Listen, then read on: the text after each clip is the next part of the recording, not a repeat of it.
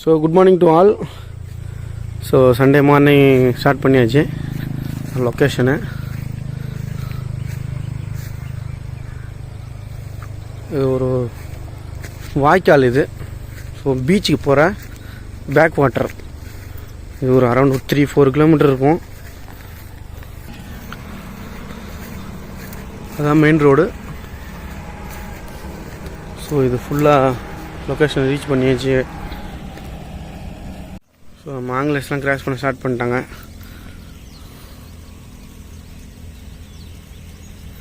Sunday ஆச்சுனாலே fun டே தான். பெரிய location இது. மீன் கடை தான் பார்ப்போம்.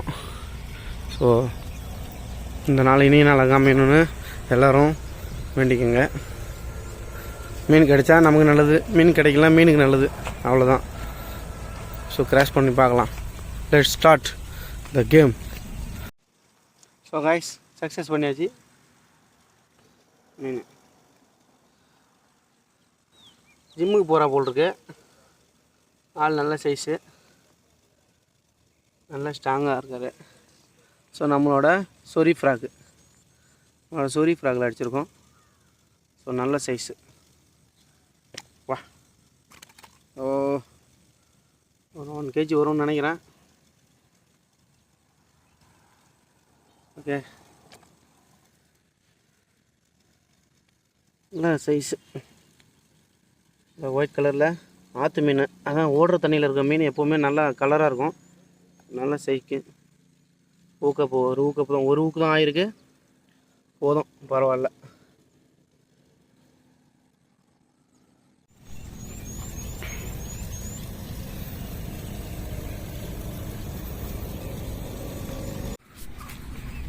குட்டி குட்டி மீன் தான் அடிக்குது. புது லொக்கேஷன் கூட்டு வந்துட்டு குட்டி குட்டி மீன் தான் அடிக்குது.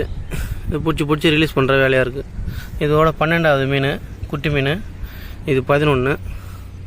இப்படியே விட்டுனே இருந்தால் என்ன தான் வருதுன்னு தெரியல. லொக்கேஷன்லாம் பார்க்க நல்லா தான் இருக்குது. அடிக்கிறது பார்த்தீங்கன்னா ஃபுல்லாகவே குட்டி மீன் தான். என்ன செய்யறது, நம்ம நேரம் அந்த மாதிரி இருக்கு. ஸோ நெக்ஸ்ட் டைம் பார்ப்போம் என்ன தான் அடிக்குன்னு.